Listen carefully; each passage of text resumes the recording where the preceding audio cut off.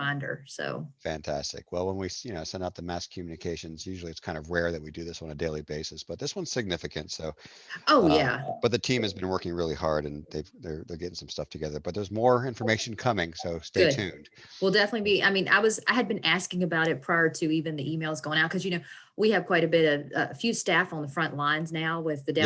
Downtown Job Center and Home to Hope. So, we're really trying to see what we can get done there. So Yeah, I understand. Understandable. yeah, And I know that Emily and the team are really trying to get the information out there as much as possible. But there is, yeah. we're trying to get an employee town hall together next week, actually. So Oh, okay. Oh, I that'll think be that would be nice. very helpful. But stay Oh tuned yeah. for that information. Okay. You see that my clock went to 0, which means we Ye- are currently streaming on our social sites. Okay. So, and you guys can obviously start when everybody is here and ready. Okay. I think we're missing a few people still. So Well, it was really good seeing you, Holly, and we'll talk soon. okay. Thanks, Joe. Tell Paige I said hi.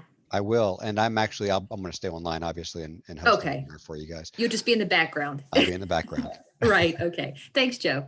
All right, see ya.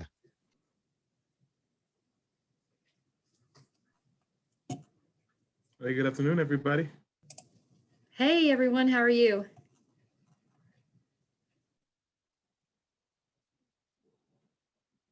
Doing really well. Only thing I need right now is a beach. And some warm weather. Some warm weather. I got snow here. We got an inch of Yeah. snow at our house. Yeah, we Yeah. did too. It's melting That's- already, but Mhm. hopefully we'll get some more on Sunday. I know Holly loves that. Mm. Exactly. For the 90-degree weather.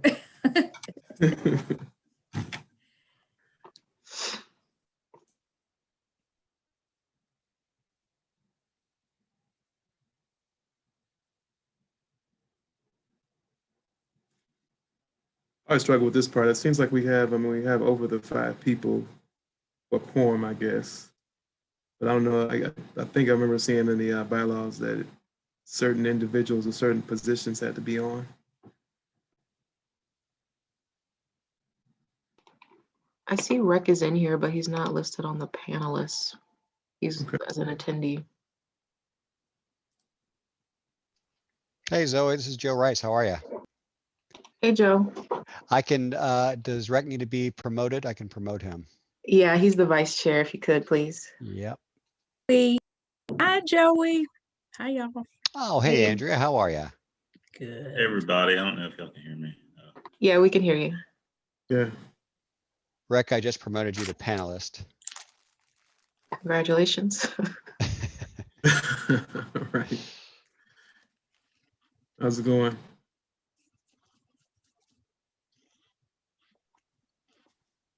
So I think we have everyone. Just okay's here. She's muted. Yep. Just think we have- Vernice and the mayor. Yeah, those are only 2 people I know that were missing. Bernice won't be able to make it today. She's attending a funeral. Okay. I'm not sure if anybody's heard from Mayor Walker. I have not. I haven't.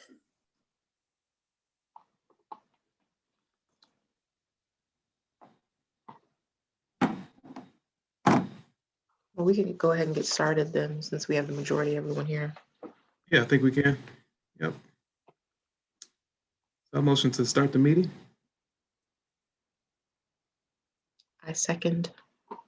Sweet.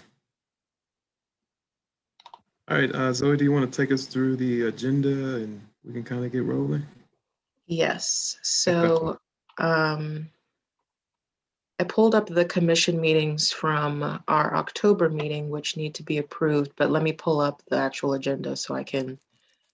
Okay, so that's first on the list. So I'll share my screen.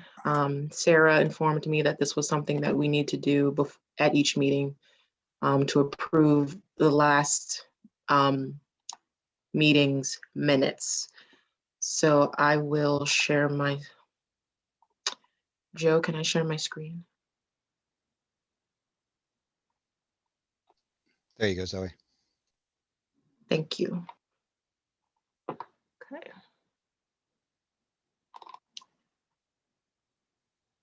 So can everyone see my screen?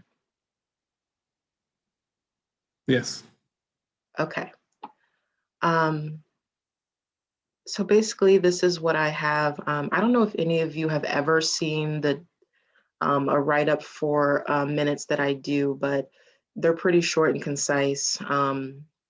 I have who was here, who was absent, when we called the meet. Actually, I need to keep track of this meeting's minutes as we go through this. And just the things that we did in that meeting. So if you all just want to take a quick glance, and then we can, if anyone has any changes or wants to amend anything in it, I'm open to change them before we post them to the website.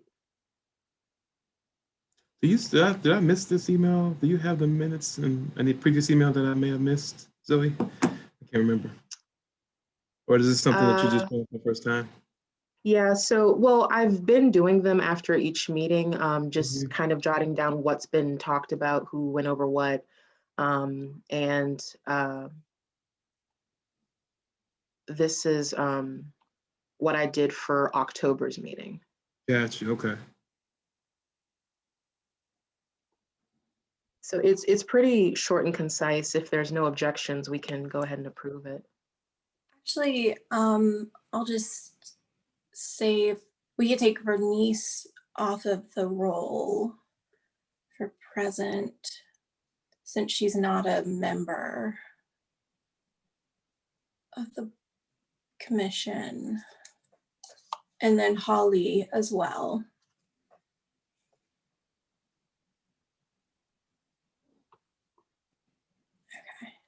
Okay, so I've updated that. Anything else that needs to be changed? I can't say anything at the moment. Okay.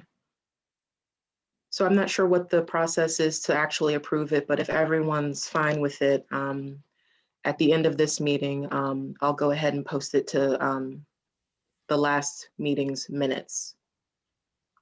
So with the Robert rules, we just call for a vote first and second, and then we vote on it.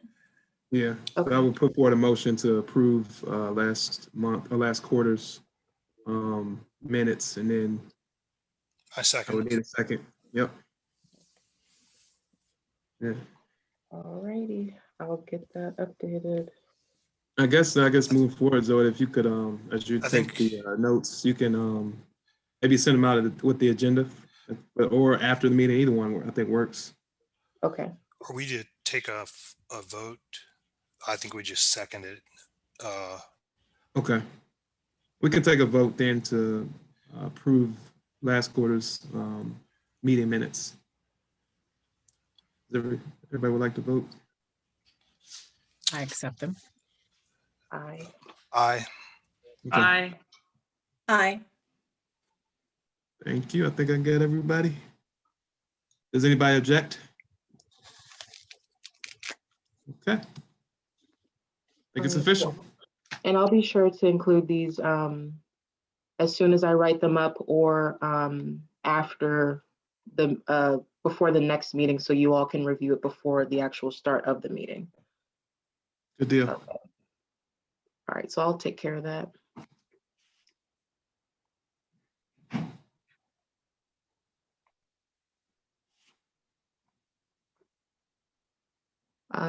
Next on the agenda, let's see, amend the bylaws.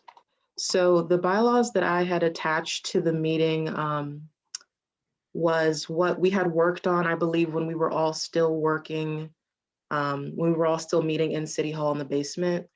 Bellamy, you never saw those, but so they have been amended. The attachment that I added to the email, let me pull that up. It was amended by, I believe, Sarah and Holly. So these were the last versions that we had.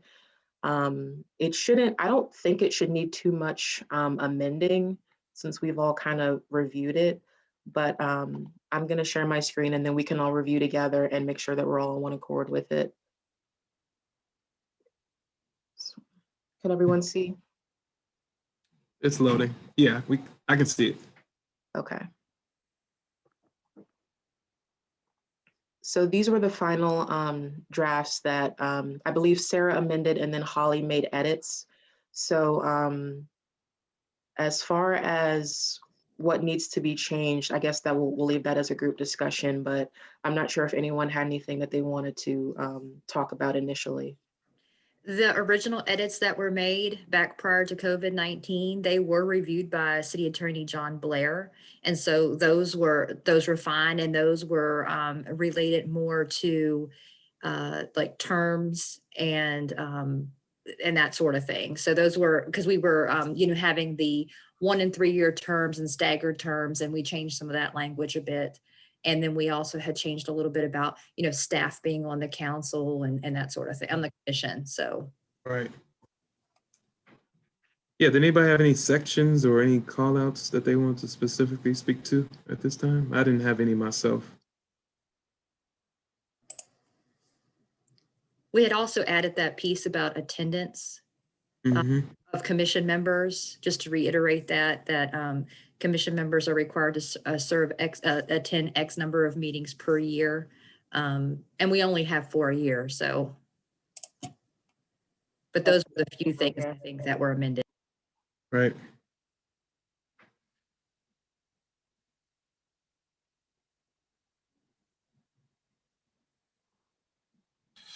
I guess that's 75%. If we only have 4 meetings, that means 3 of the 4. 3 out of 4. so you have, so essentially you could miss 2 of the meetings and still be fine.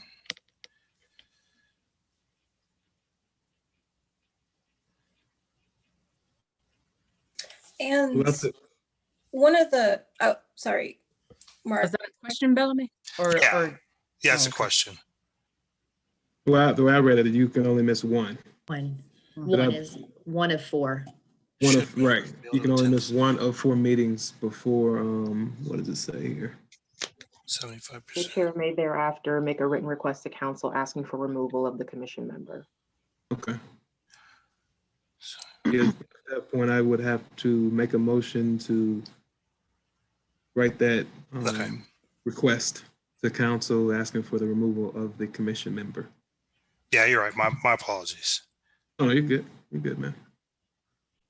And one of the reasons that I put this section in there is if there was, I know that working with council in the past, some boards and commissions had trouble with members attending and participating, and there wasn't a mechanism, a way to address this so that we could get other members who wanted to participate. But this doesn't necessarily automatically kick in. Like if there's,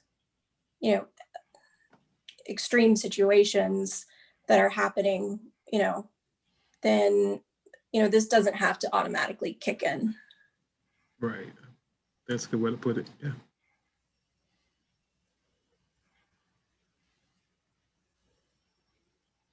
Were there any other sections that anyone had any questions about or comments about?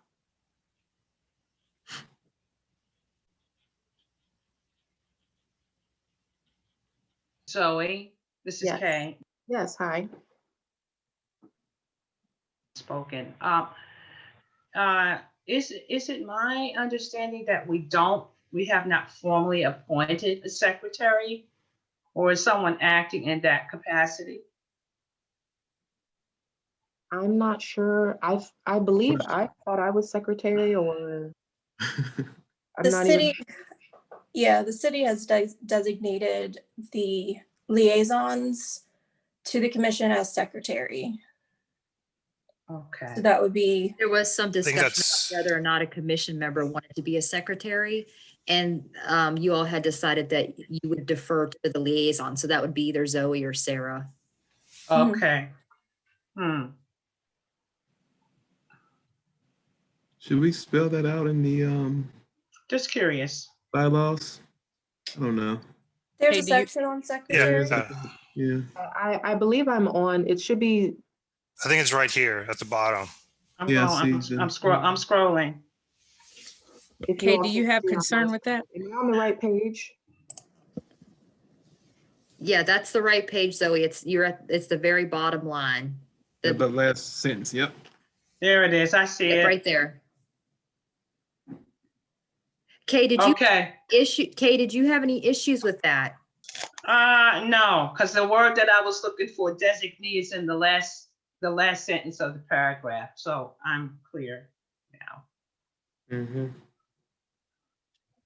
I just was thinking in terms of supporting roles now, reporting relationships, so that there's continuity in that, if that makes sense.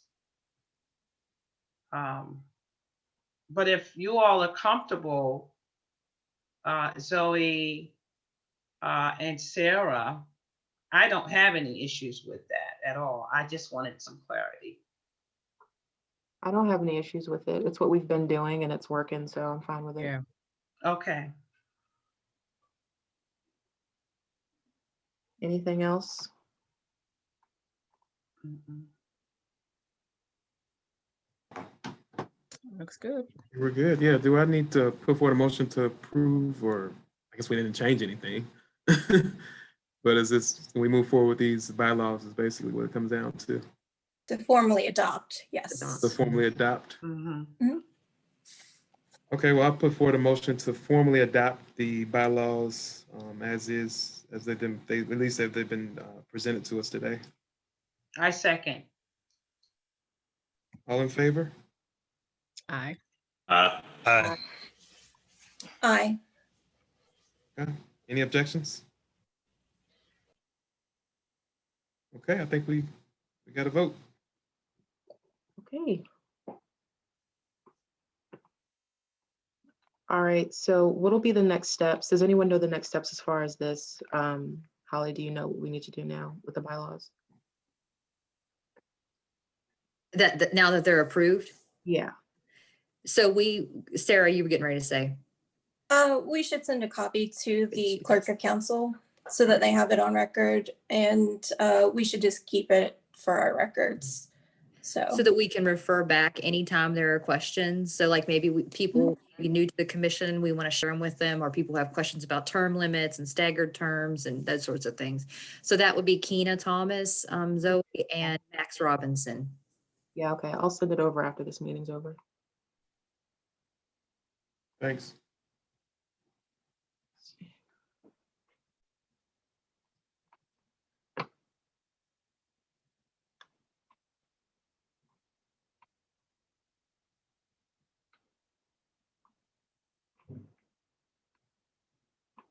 So next on the agenda was just updates from the different organizations, and then we'll talk about the goals for what we would like to see from the commission for this year.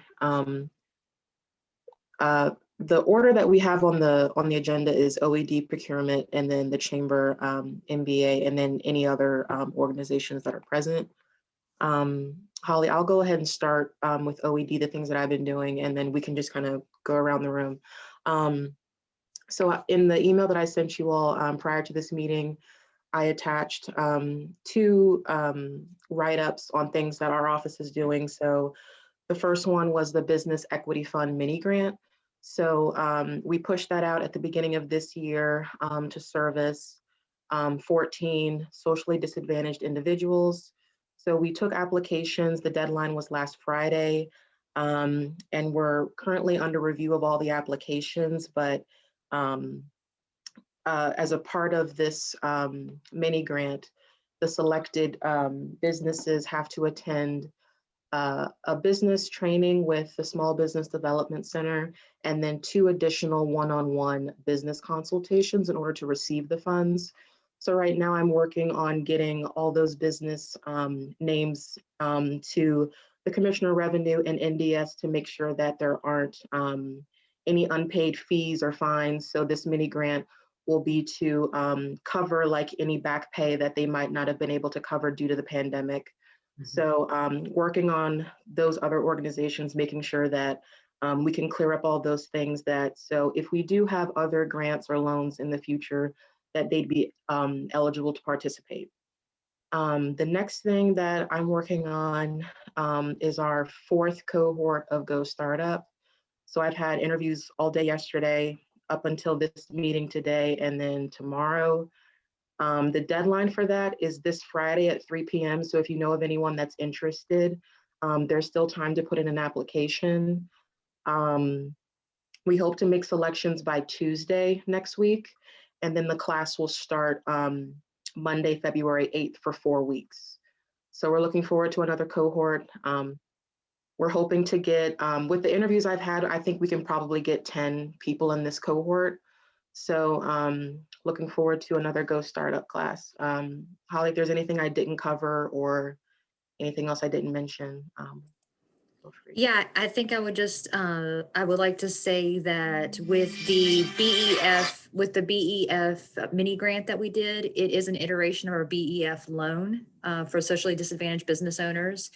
And the recommendation, the idea for it actually kind of came out some discussion we had had at one of the Minority Business Commission meetings. So Mayor Walker had mentioned that she had talked to some minority-owned businesses in Charlottesville, and they had expressed some of the barriers that they faced when trying to apply for the small business relief grants that we put out last year because of the more strict federal guidelines that we had to follow with that CARES Act funding. So that money came from the federal government. So we took that recommendation and some feedback that we had also heard just about the application process and the fact that, well, if we're struggling and we haven't been able to afford to pay for our most current business license, like the 2020 business license, we're automatically excluded, even though we've been operating a business in the city for many years. And so that's something that we took into consideration when developing this particular mini grant program. We're using grant money that we received through the Virginia Department of Social Services. And we also had a private donation from a local business in Charlottesville that's helping to fund this. So it allowed us to really relax the criteria and reduce as many barriers as possible. And so as a result, we ended up getting over 60 applications, and a majority of those were from businesses that had not even applied the last round.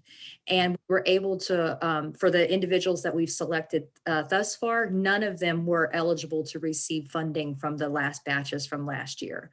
So because of one issue or the other, maybe they owed, some taxes to the city, or maybe they couldn't reinstitute their business license, or just things like that. And so by relaxing those criteria and allowing them to apply anyways, and using some of the grant money towards getting them up to date and current so that they can get their 2021 business license, they've been able to apply and get the funding. Well, it's good.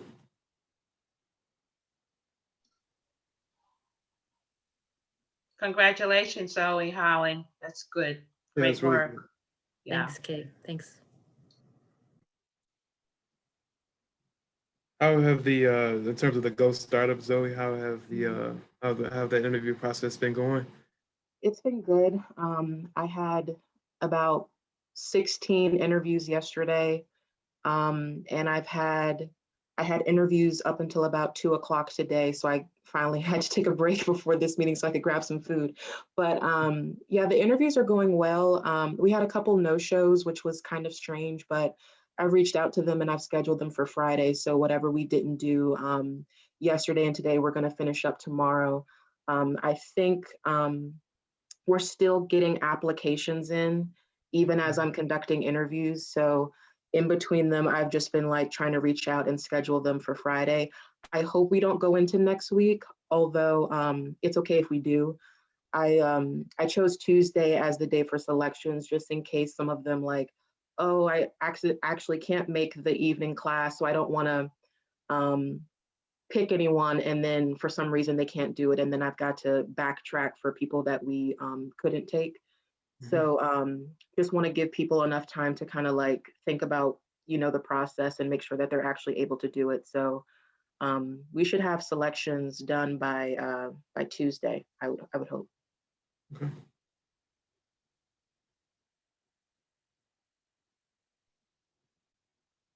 Any other questions for Zoe regarding the mini grant and then the Go Startup program? I think it's going really well from my point of view. Forgive me if I missed it, but what was the breakdown of the applicants as far as? For the BF. Yeah. Mhm. So I haven't taken So, well, I can kind of gauge it. So for the BEF, we had about 63 applications. I would say of that, 50 of them were Black-owned businesses. I would say maybe 10 of them were minority by like a different race, and 3 of them were women-owned. So, and we had a couple like nonprofits try to apply, and we kindly let them know that these are for-profit businesses, but we definitely were able to reach businesses that we've never been able to reach before. So that was one of our goals for this one as well. Okay, good job. Zoe, can you Yeah. give them the statistics on the breakdown of the 16 that we've selected preliminarily? So of the 16, I think I sent that in an email. I believe 12 of them are Black-owned businesses. 3 of them are, of the 16, 12 of them are Black-owned businesses. Of the remaining 4, 3 of them are minority by race, and 1 of them is minority by gender, so a female Okay, that we selected. There is some overlap there. So some of the Black-owned businesses are women. Women-owned as well. So it would be double. And the statistics you gave me, Zoe, I believe it was about 50% women overall, regardless of race, but it sounds like only one of those is a non-minority woman-owned business. are they startups, or they've been in business or a good while, or combination? So for the BEF, they had to have just been in business 6 months. Oh, yeah, that's not right, that's right. necessarily prior Yeah. to COVID. So they're technically existing businesses. That's right, okay. And I guess from my point of view, this model seemed to get more, I shouldn't say, because I don't know what it was before, but from the looks of it, it got a lot of Black-owned businesses in the area, more so than what I've seen accustomed in the program. Is this a Yeah. model that we can carry moving forward, or is it just because of the extra funding that we were able to get the criteria lessened? I think it's just the nature of the business equity fund because it's for socially disadvantaged. And I think, moving forward with the minority business program, we'll always kind of keep those criteria. I think another reason we were able to get a lot more Black-owned businesses is because, like Holly said, we didn't have so many stipulations on having to have current X, Y, and Z. So just knowing that you have been in business, but you weren't able to pay these things, we know you're still operating. So they were, we were able to reach a lot more people. And I actually went out to a couple different places and like actually talked to business owners like, hey, I know you don't know, but you're eligible for this. So it's just, I think mainly to reach people that we haven't met before is just to actually go out and like actually tell them, because they don't have any other means of like reaching our office. And that phrase, socially disadvantaged, is that something we have to use? Is there a? It is the term we have to use, Andrea, unfortunately. Mhm. And we've been instructed to use that term by the city attorney because Okay. the terminology that's recognized by the federal government. Mhm. So that would include race, ethnic origin, gender, and some disabilities are also included in that. So unfortunately, that is the language we're required and the definition we're required to use as the city of Charlottesville. Mhm. Yeah. Okay. I won't say anything else. I would say too, just to add on regarding the funding source with the last couple rounds of grants that we had, because it was from the federal government and we have to report back to the federal government lots of information regarding each individual business. It did require us to put those extra regulations and criteria into the process. So this, because the money was, the private donation, but also we're using state money through a grant. And the grant is actually designed more for training, but we're allowed to, if there is a training component, we're allowed to offer supportive services. So in this case, training would be through the SBDC that we're requiring and the individual consultations, and the supportive service would be whatever it takes to keep these businesses afloat at this time. So whether that helping them with their taxes, or helping them get a new piece of equipment or some new inventory, that's kind of the direction we've gone with that. So it's allowed us to be a little bit more lax.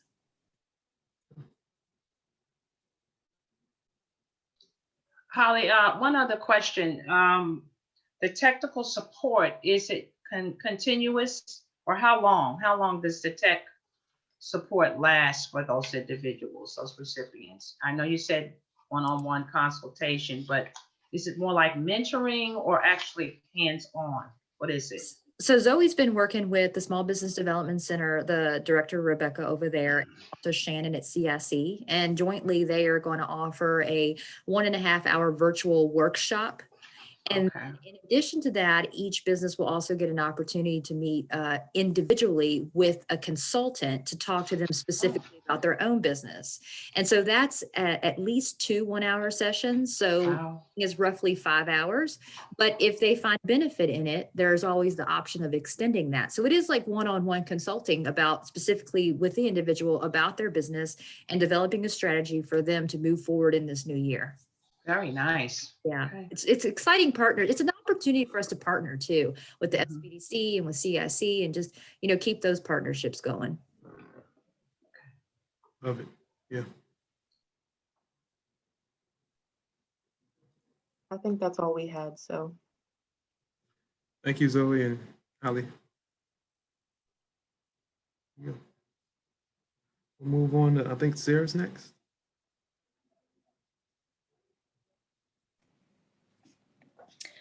Yes, I sent out a Word document with the information for an update from procurement. Let's see if I can share my screen. There we go. Perfect. Okay. I think I sent it out maybe an hour ago. So you can follow along on the screen and of course you'll have a copy of this in your inbox. So we're going to be covering a lot of data because we haven't really been able to report just due to the COVID restrictions that were in place this past year. COVID, one of the delightful things, byproducts. With the vendor registration, we do want to update everyone that with the self-certification, testing is moving through our SAP system. So our financial system where we track our vendors and all of our financial analysis information. So IT has basically been, they're working on this component. We have one more layer of testing to go through before we can get it out live. And we're hoping to do that pretty soon. But IT has really been sort of tasked with helping the city run remotely, which has had some benefits for our program, which I will talk about shortly. So the information that we are going to be covering when we talk about SWAM, it's going to be the minority, small, women, and we've broken it down here. So we have some categories that we've combined together. So you may notice that there's small women micro businesses. We included all of that with women instead of in small. So everything is a unique number. Nothing is double counted in the numbers that we're going to show you. And the SWAM certification comes through the Virginia Department of Small Business and Supplier Diversity. And the DBE is a federal designation, again, that disadvantaged business enterprise, sort of that language that we have to use. And of course, WBE is the federal designation for women business enterprise, again, through the federal government. No credit card spend is included in the statistical information that we're going to have on here. And whenever we refer to the Thomas Jefferson Planning District 10, it includes these localities. This is a summary of our spend sort of this calendar year. So we gave you last time that we met Q1 and Q2 of fiscal year 20. So that would be July 1 through December 2019.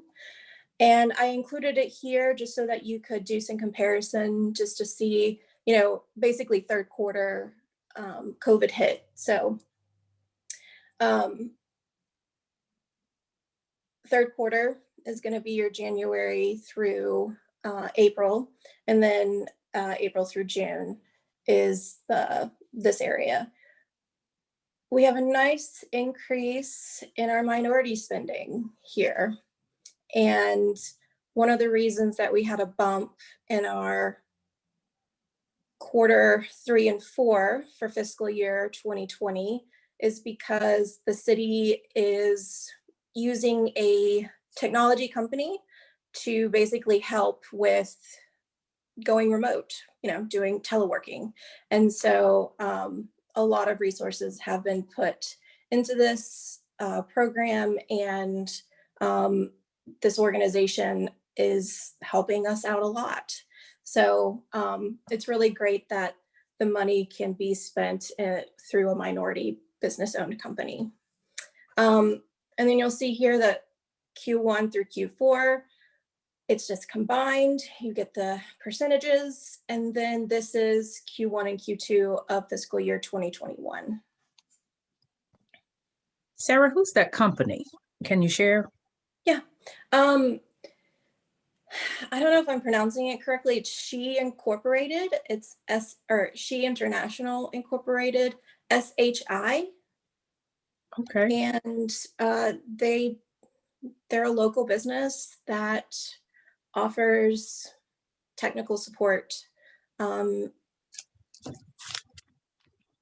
we've been using them heavily. I mean, this number, basically like $345,000 went to She,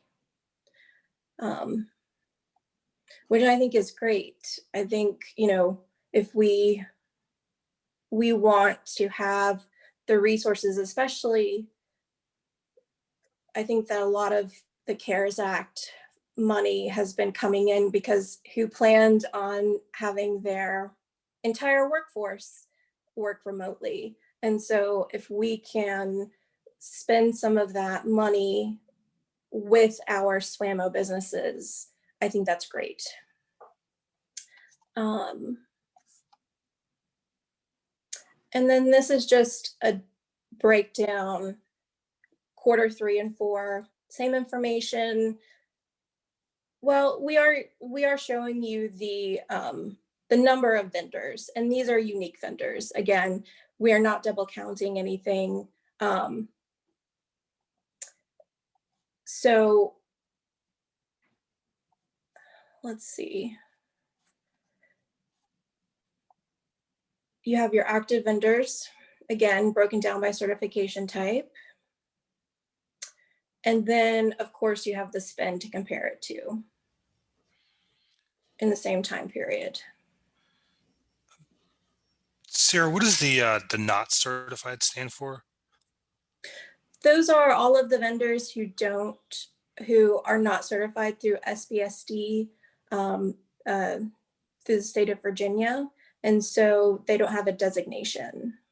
They may be owned by minority or women-owned businesses, but they just have not gone through the state of Virginia to be certified. And these are, and what spend is this again? This is the city spend. So a bulk of the city spend is going to the not certified, essentially. A majority, yes. So more like 70, it's usually well above 75%. Okay.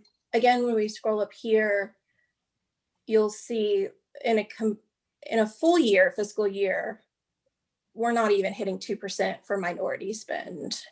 Yeah. The small businesses and the women-owned businesses have more of a representation because of construction. projects that are going on, and we do have a lot of small and women-owned businesses who own their own construction, have some sort of construction business, but not a lot of minority-owned businesses who are certified, at least through SBSD, have signed up in the city system. So, and I believe maybe not a lot of those kinds of businesses are around.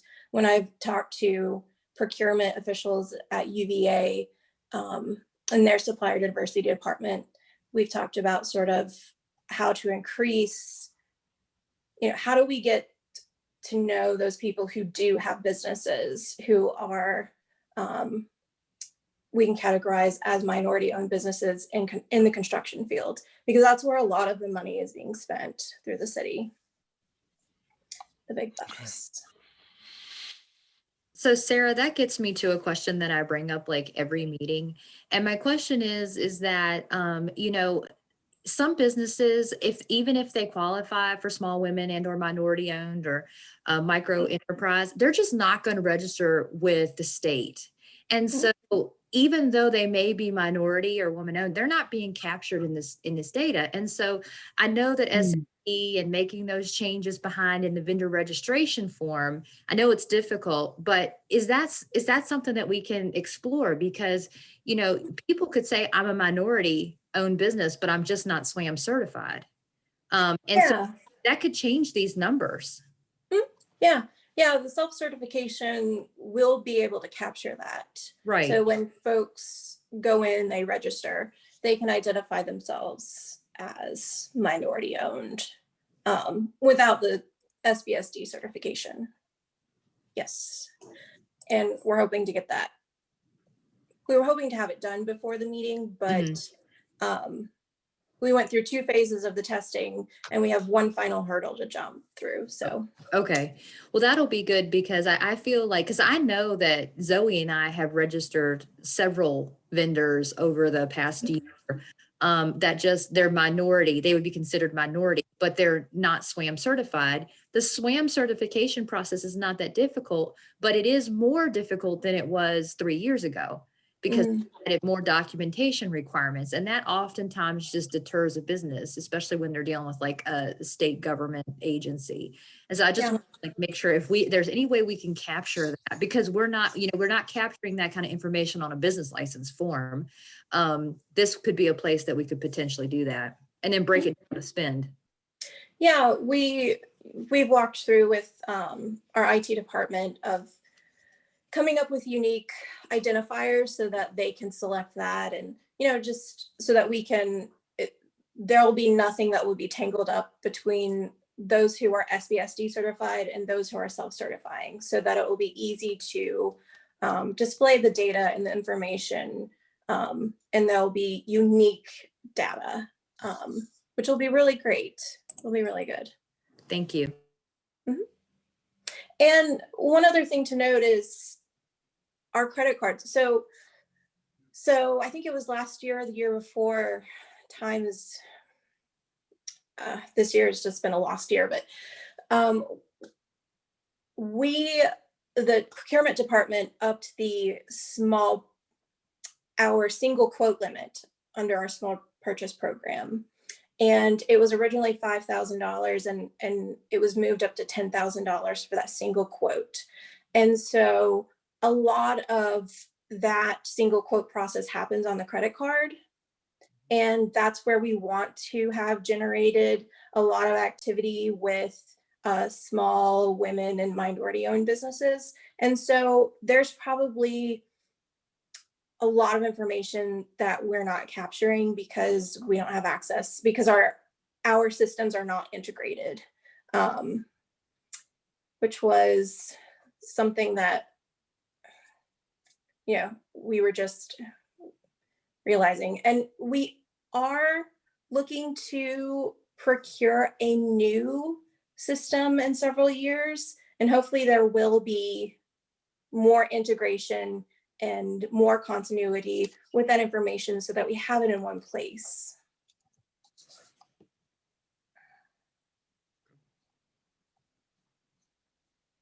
Okay. You got a ballpark on the amount of money we're spending on credit card? Just overall, or that's something you don't know off the top of your head? That's, yeah, we don't have access to that Okay, information. all right. Yeah. This is the Thomas Jefferson Planning District purchase order spend. And so with that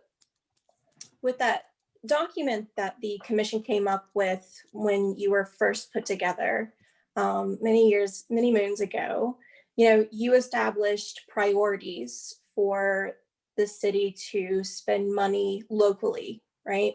And so, having money spent within the city, Albemarle, Greene, Louisa, Fluvanna, and Nelson counties. And so we're trying to capture this information here and report on one of those priorities that the commission set. And so this is the purchase order spend for that time period.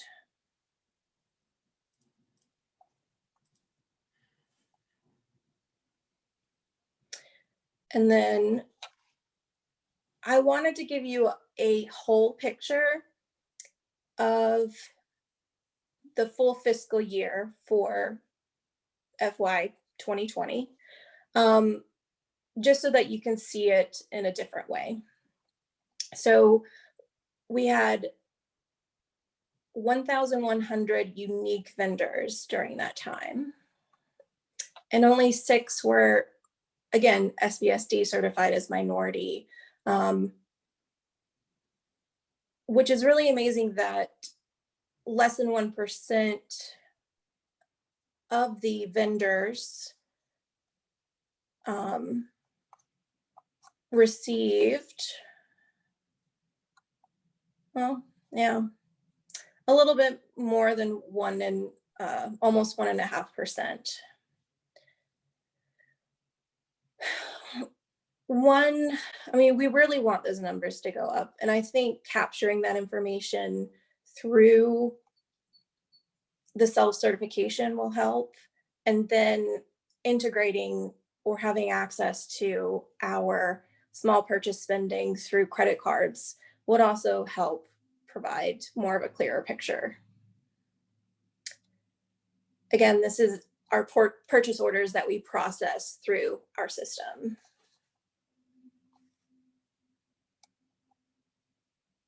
And this is the local spend.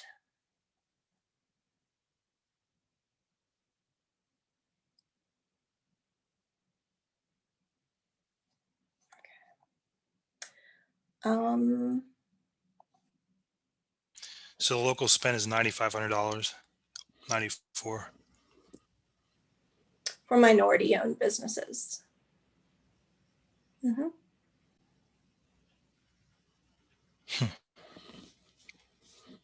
Yeah. The small business, $2 million. Those are going to be the construction projects that you'll see.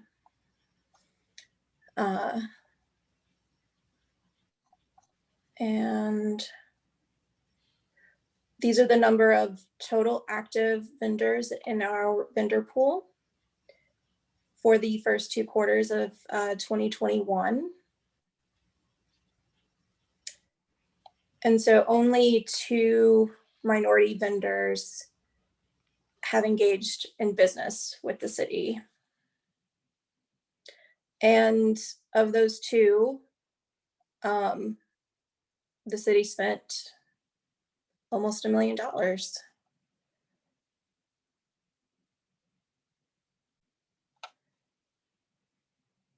Small. So I think this really reflects some of the, again, the federal CARES Act money that's being spent. We've seen an uptick in facilities maintenance projects and cleaning and things like that. And so I know a lot of departments have been reaching out to me for recommendations or how to get in touch with local vendors who are minority, small, or women owned, so that they can offer,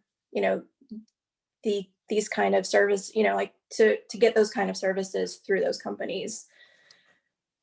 which is what our priority is and what we really encourage our decentralized buyers to do when they're going through their procurement process. And then this is the local within the Planning District 10. Sarah, what disadvantage are these minority businesses faced with compared to some of these small businesses? Because, you know, the city's definition of small is a company with how many employees? Like, 250 or less is the state designation. Yes. so And they, then they And have a lot of, very few businesses in the city of Charlottesville have more than that. So most qualify as small. and so these small businesses are going after, they're getting business. I don't know. I'm just wondering, are these minority companies, are they really even in the running when you have a small business that has a lot more infrastructure in place that can handle I guess, the necessary paperwork, doing whatever that needs to be done to secure a contract with the city? yeah, I think excuse me. One of the challenges that we're facing is having our buyers and decentralized buyers reach out and use the same vendors from the past. And so one of the reasons that, the commission wanted to have the minority business directory is for ease of access for our decentralized and central buyers, so that they can go to that list and go, oh, these are the local SBSD certified organizations and businesses that sell goods to the city that I can reach out to because their information is here, their SAP vendor number is here. We've made everything really we hope we've made everything clear and easy for them to use. And so we've put in the procurement process that one of their first steps is to reach out to some of those businesses and look at those directories, but we can't make them. Or if they're and the other thing that we find is in certain areas, for example, with the police department, they try to look for local minority or SWAM vendors, but they have to go to Richmond for some of the of their suppliers for like their vests or some of their equipment that they use. And it's just the market and the suppliers aren't here for some of the things that we purchase in large quantities. But I don't know if this has been put on hold, but there was a talk about having a Go startup for, having for tradespeople and focusing on helping people to open those kinds of businesses. And I think that is a wonderful tool because I think that is necessary and a great way to help folks get into that pipeline to where they can get connected with the city.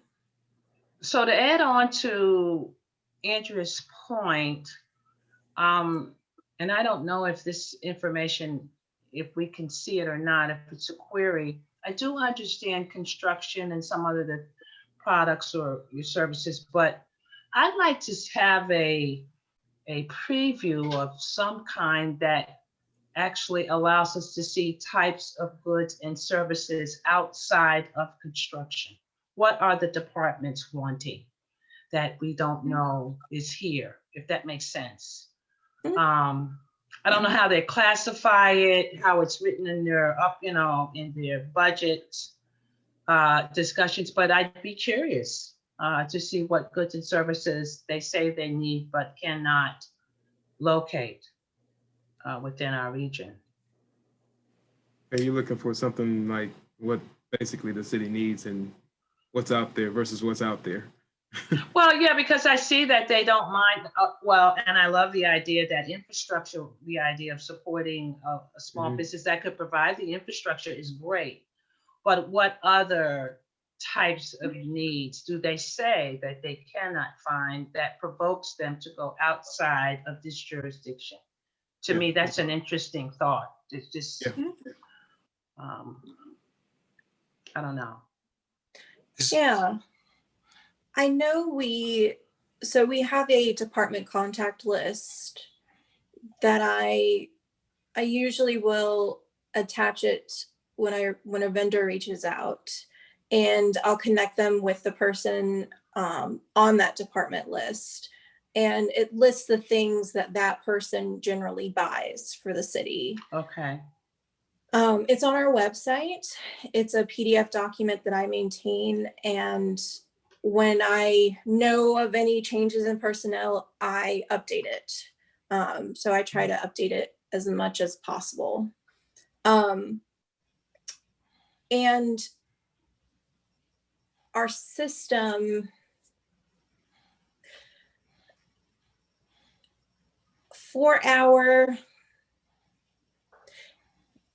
we've tried to look at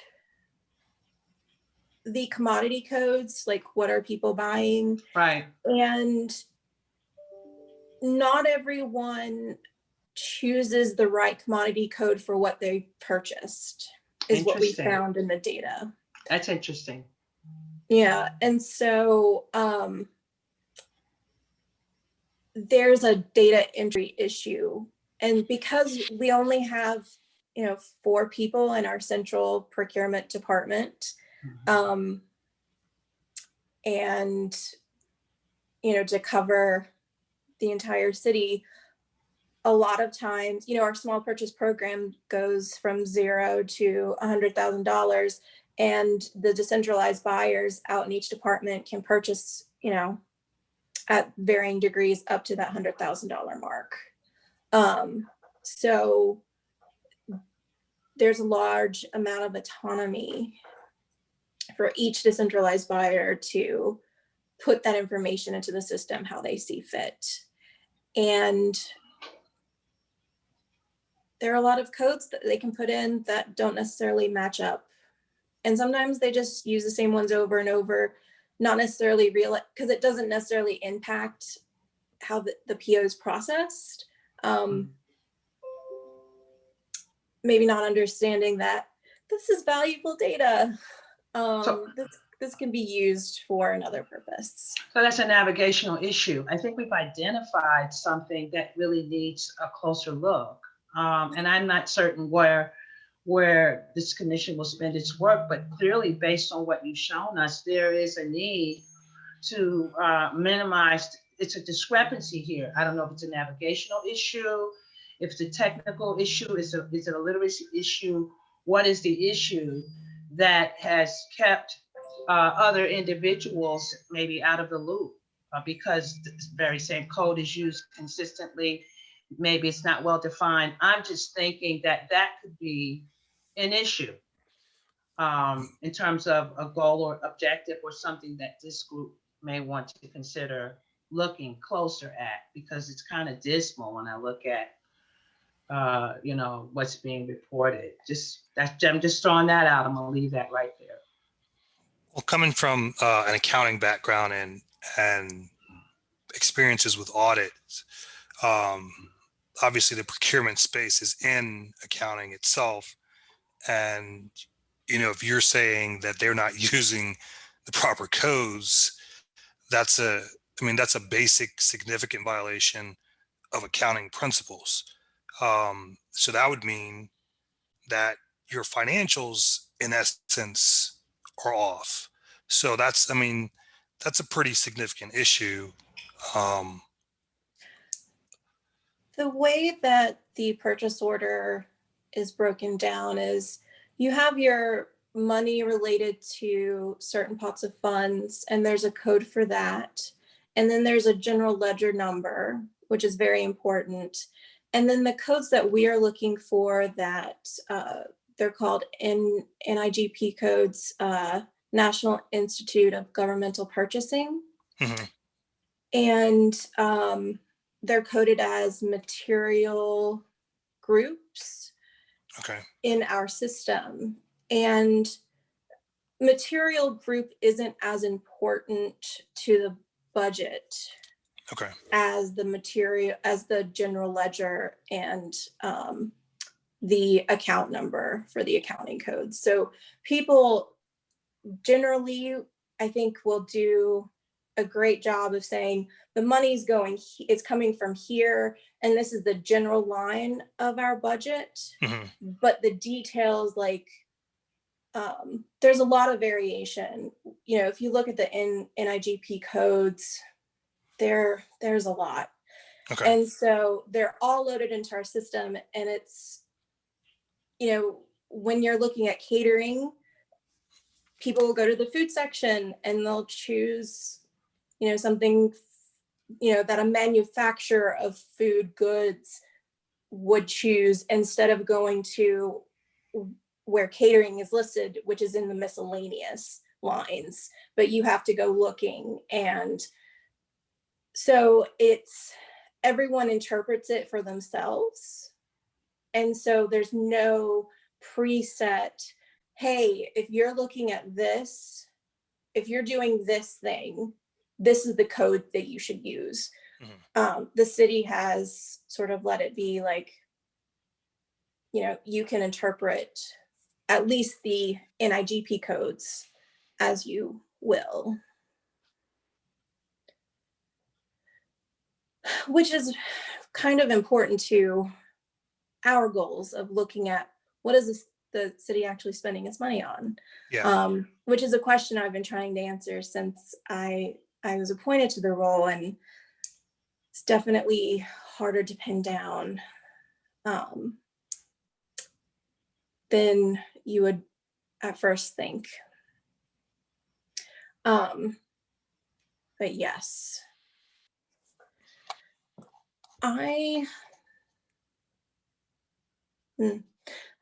definitely some brainstorming. I think we are getting, you know, we've had leadership changes and procurement. There's been some changes in finance and procurement structure, and they've been really good changes. So more focus on this is the process and everyone's going to follow the process. So it's less every department for themselves, and this is the city's process and this is how the city's going to do it. And so that's been happening over the last year or so, but it takes time to implement, and there's still some wiggle room in the data. But there was one other thing I was going to point out.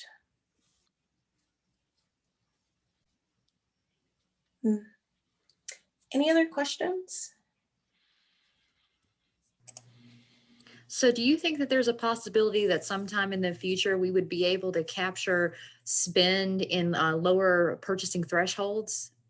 Because I know, I'm just going to be very candid about this. We're missing a lot because we are only allowing people who are SWAM certified to be included in this. And we're also discounting a lot of spending that doesn't go into out for proposal. So, you know, this is like contract. No. This is all. This is below the $10,000 threshold as well? Yes. This includes that? How is that possible? Because I know we've spent more in our department with more minority businesses during this time period. So, I mean, I guess I'd be interested in speaking with you about, you know, how. So this is not contract data. We do have it. I mean, you know, it's included when it prints out, but this is not, I mean, this is all of the spend for the city through purchase orders. So, you know, everything from $200 per purchase order to, you know, $345,000. And so what we are missing is the credit card purchases, which covers that, you know, $1 to $10,000 that Mhm. people can spend that we just don't have. It's in the finance department in a different place and not connected to our system.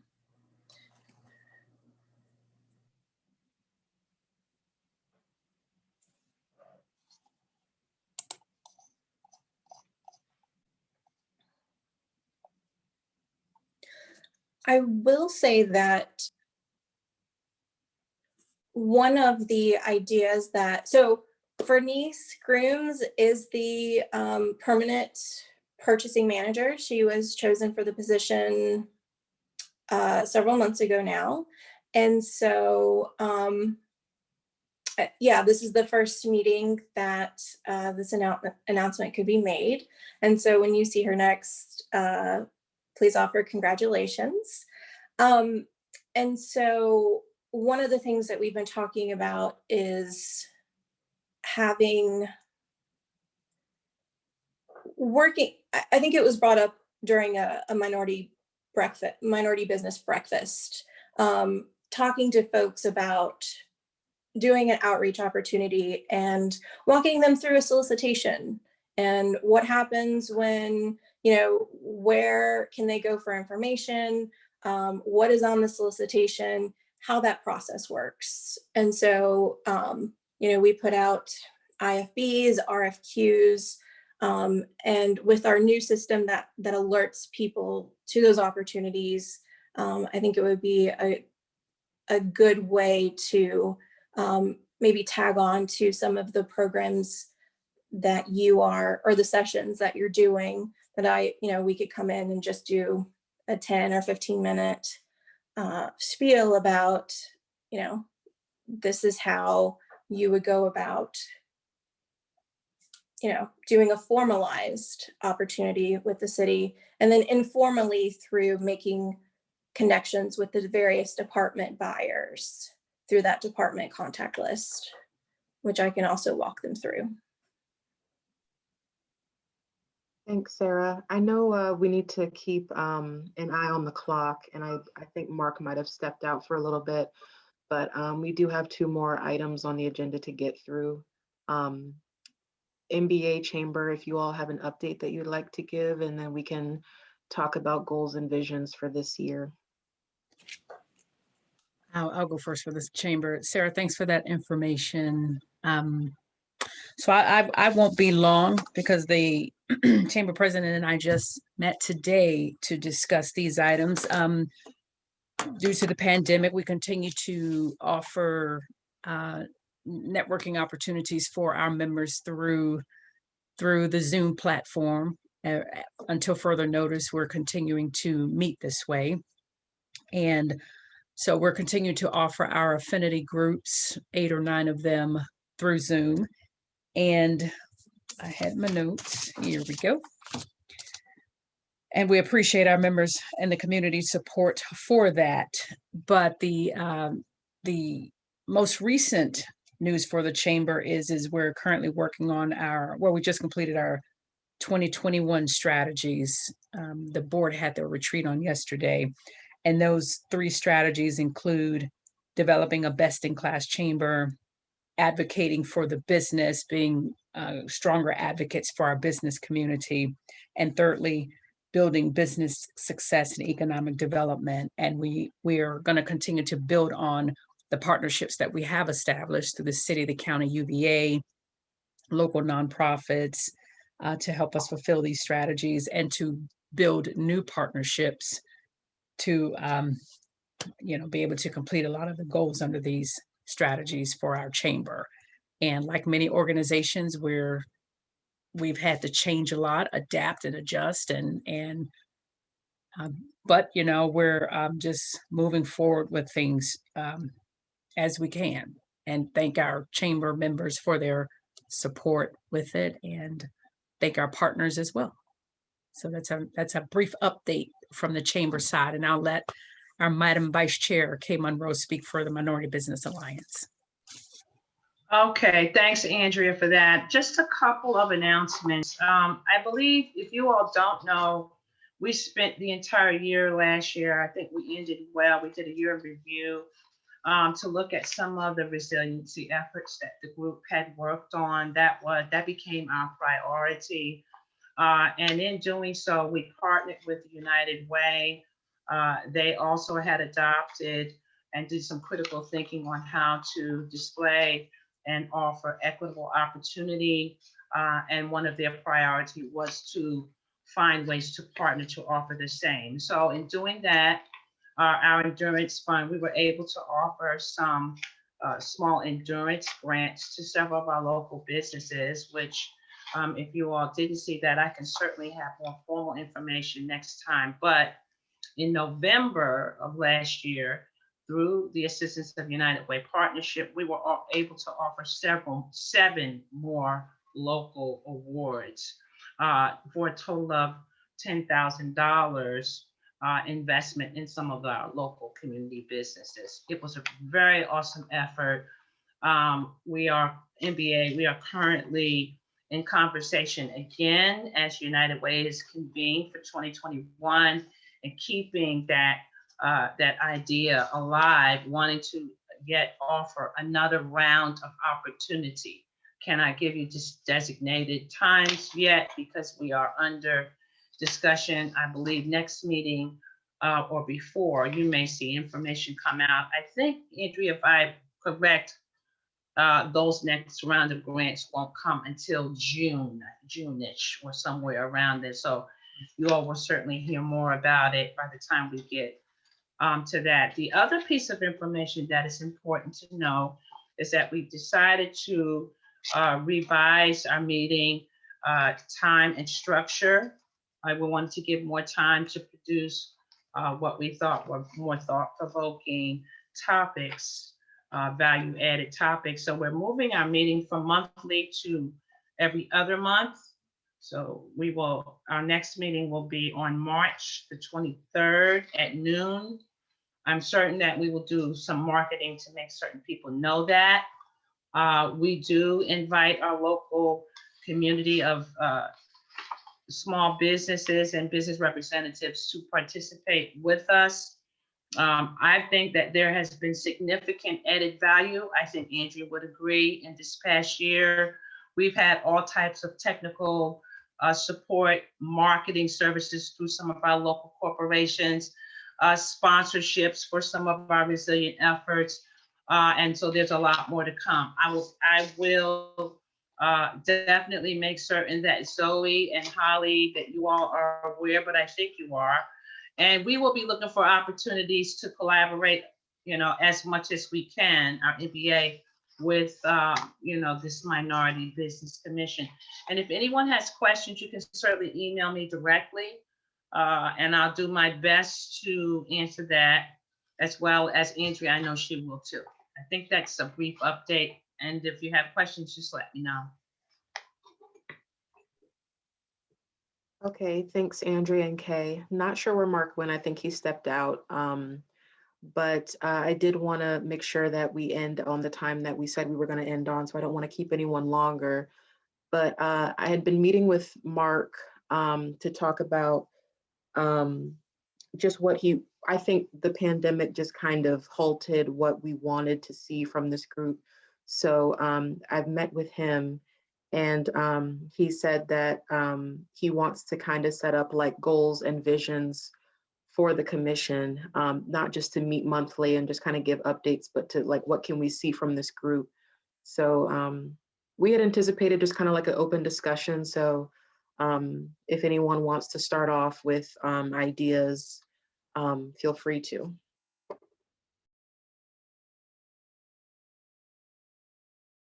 I'm sorry, Zoe, what are y'all looking for? Just what we want to see from this group. So Mark had reached out to me in the October meeting, and he said he didn't want to just give updates, at the meeting. So like, what does the chamber, what does this commission want to do for the year, and just setting, even if it's just like an event, like a goal that we can accomplish in 2021, and just our vision, like what do we want to see from this group? I'd like to see how we as a commission can actually impact those numbers and make them actually truly improve those numbers. You know, what is it that we can do that will make a difference with the business that the city does with particularly minority owned businesses, Black owned businesses, businesses owned by people of color. I would like to see that. And I know that's going to require a completely different discussion for another day, but yeah, we're getting the numbers and we're seeing the numbers, but okay, what role can we have in helping to improve those numbers? Yeah, I'm in agreement with that. I mean, I think that's the primary purpose of the commission itself.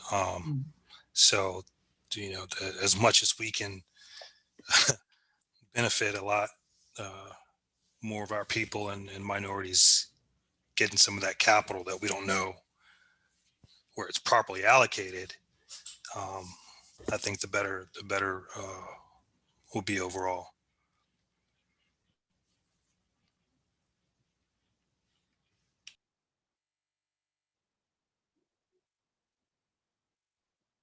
You know, maybe hearing from a business every now and again as well. I was just going to say that was one of the things that Mark had mentioned. I was hoping he'd kind of slink his way back into the conversation, but he said maybe having a survey that we pass out to businesses, or just having businesses participate in this commission meeting and actually hearing what we have to say. And I think I had a phone call with Kay, and she said the commission was created for the people. So we need to hear what the people are saying in order to do the things that they need to be successful. Right. So I can definitely arrange to have some businesses in the April meeting. I believe it's in April.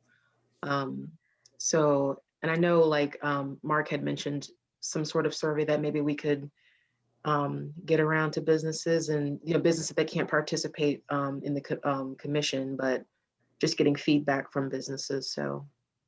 So I have a quick question about that. Would the commission be interested in us trying to do something earlier than April? Because I feel like in terms of like maybe pulling together like either a couple small groups of business owners that you can talk to, like maybe a couple of you could tag team to talk to a group, or, you know, because I mean, if we wait, then we're like already a quarter into the year. And so, you know, we could do like smaller groups like that. We could do like a, you know, a town hall type thing where, you know, we invite more people to the table, but then it's a little bit harder for people to openly discuss what their needs and issues are. But if we could just do a couple smaller ones, the Office of Economic Development is going to be sending out a survey to businesses in general. So we might be able to collect some information that way as well. But, you know, I think it's also good to do some like, you know, more face-to-face one-on, you know, small group type things to get more in a more intimate setting, virtually, obviously. So to add value to what you just said, Holly, and I also want to say, because Bellamy is now in the room, Valerie, the inception of this group came from a conversation that we had several years ago, Andrea, Holly, myself, in terms of trying to make certain that we were inclusive, that there were opportunities, procurement opportunities available, and whatever technicals that were needed, we were going to rethink how that was going to be made available for our local citizens. What was supposed to be 20 hours ended up being a couple of years worth of conversations, which in fact led to the development of this group, a formal move that was supported by West Bellamy. So the idea I'm thinking, Holly, is that we kind of go back to the original model. What could be beneficial is to have a very small work group of a couple of those and, you know, business owners who were able to have the benefit of participating. Now I'm calling it a work group. It doesn't have to be a lot of hours. I don't think it should be an open session. I think it should be a closed listening session, and maybe take some of that personal information, make it personal, and find out how they have, you know, weathered, how they got through it. I think it would be valuable even in informing the commission if in fact we're going to continue to do what we said. We need citizen input. So that's just my 2 cents. I just see the value of us having done it that led to the formalization of this group. So maybe we go back to basics or grassroots to think about how that might look and invite some of our community folks to participate to that small work group. Just my thought. As far as the making it a closed meeting goes, there's only so many reasons that we can do that to call a closed session. And I can't remember what they are off the top of my head, but there are FOIA guidelines that we would have to follow. And we can follow up with the city attorney's office to make sure what those, if that's one of the reasons that we can do that.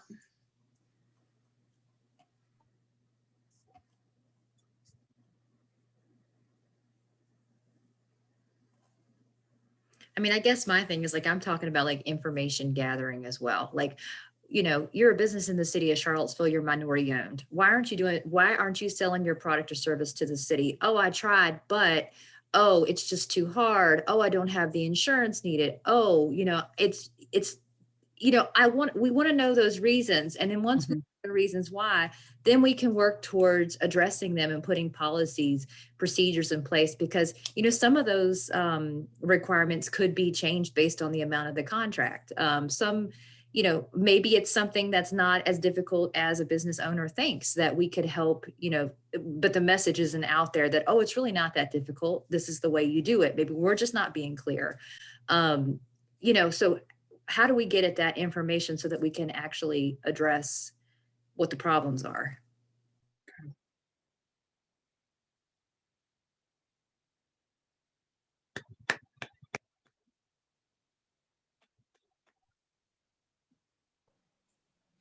Yeah, the solicitations are kind of daunting. There's a lot of our terms and conditions. It's a lot of legalese, right? I mean, it's just all legalese.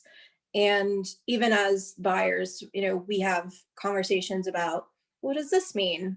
And so I think that, you know, talking about the barrier of paperwork and filling it out, it's something that we have to have in the contracts. The Virginia Public Procurement Act, you know, we're following the VPPA basically.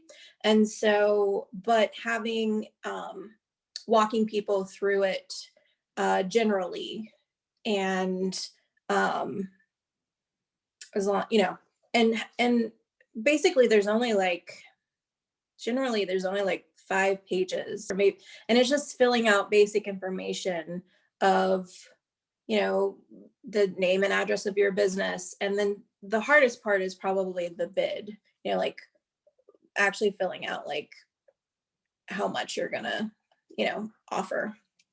But to get to that point, it's pretty, it can be daunting at first.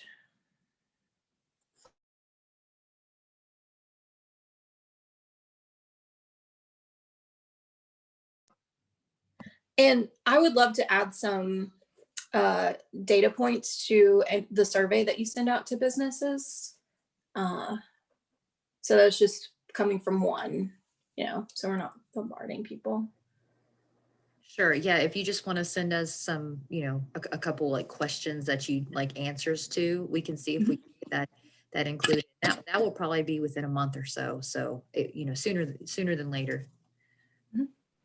So is Do we that a have good the- start? So, oh, go ahead, Bellamy, sorry. Do we have the capacity to, I guess, provide, I guess, some training to the public on how to navigate the forms, or can there be some type of, I guess, assistance provided to some of those who consider it daunting? So Sarah already does some of that work individually with businesses that have interest. One thing she had alluded to earlier during this meeting is the idea of like a Go Startup focused primarily on the trades. And in our original proposal on this for the minority business program, we had developed an idea called a contractors academy.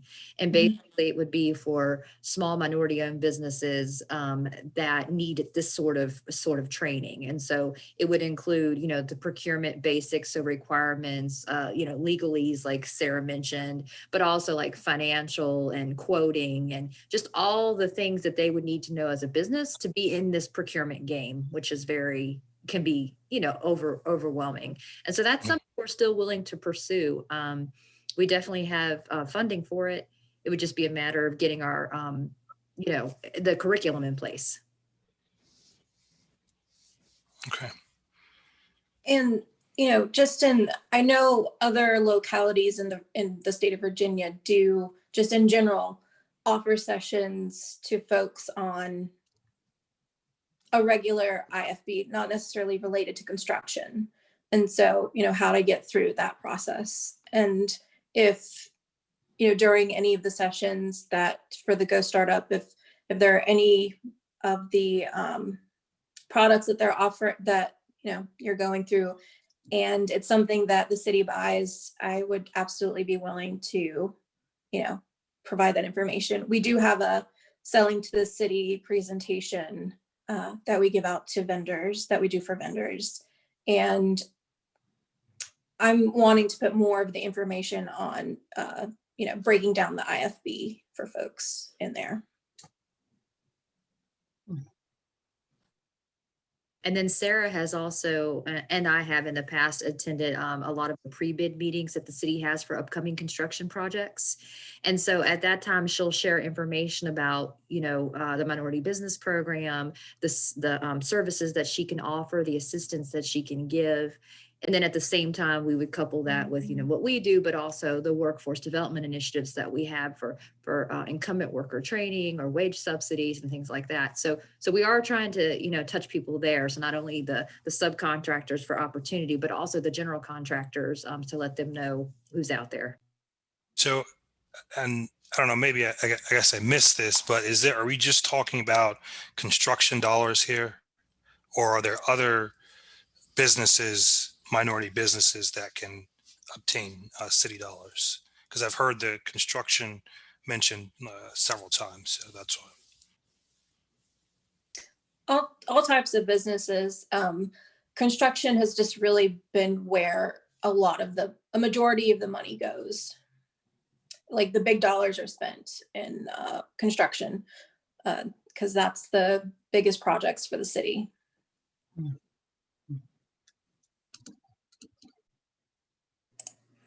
But I mean, anything the city purchases. So catering, which we're not doing as much anymore because we're all virtual. Unfortunately, that has greatly impacted minority owned businesses who are in that industry, because we were purchasing food multiple times a day from people. But yeah, just anything you can think of that we would be purchasing, a minority business has the opportunity to sell to us. Mm-hmm.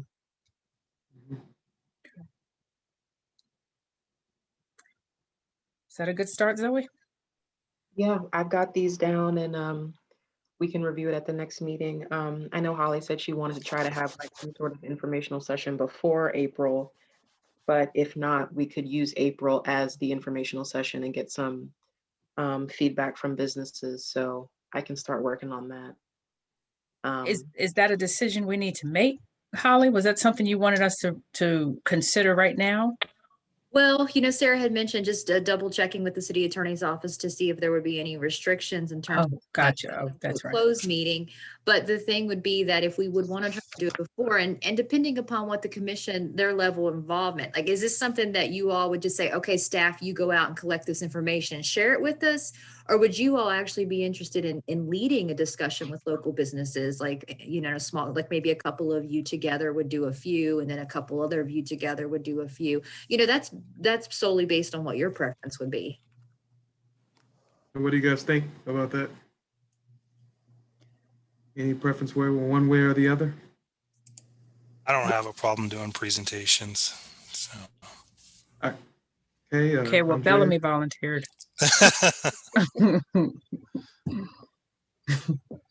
I kind of like the idea of the commission kind of maybe helping contribute in that way, but I'm just not sure what you guys think.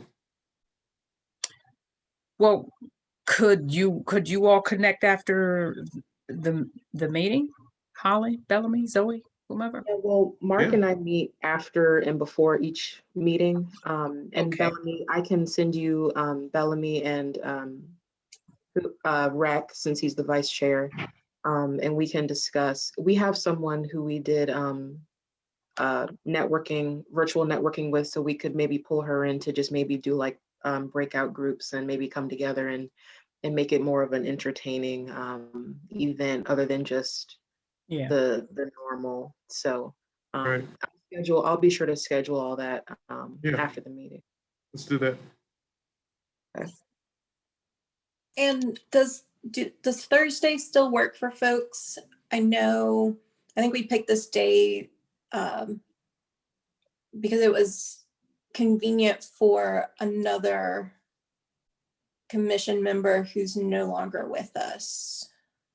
Well, we Like- approved 4th Thursdays at 3:00 in the October meeting Yeah, for 2021. So okay.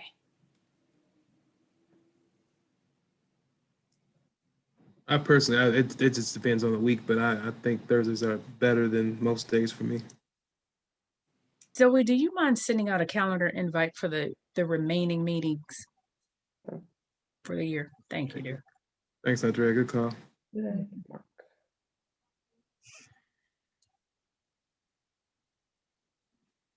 I do apologize. I had to run to attend some work matters, so I missed probably the last 20 minutes. So I apologize. I have to catch up with Zoe afterwards. at the next You need to meeting. bring us some chocolate, Mark. All right. Hold on one second.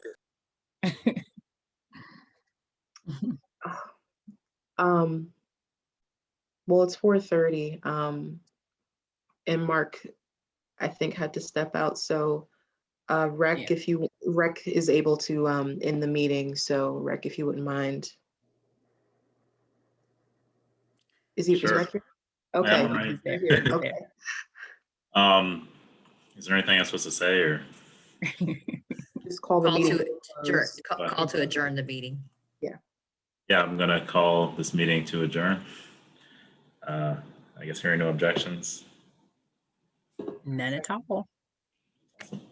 then we are adjourned. All right. Thank you, Sarah, Holly, and Zoe. Appreciate it. Thank you. Thank you all. Me. Bye. All right. Yeah. All right. We adjourn the meeting. All right. I'll catch up with you guys. All right. See ya.